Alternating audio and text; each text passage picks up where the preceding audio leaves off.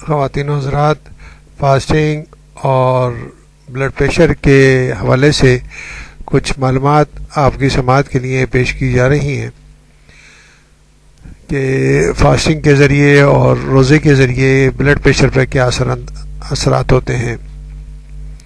رہن سہن، ذہنی تناؤ، دباؤ، تفکرات کو کم کرنے سے ہائی بلڈ پریشر کو کنٹرول کیا جا سکتا ہے۔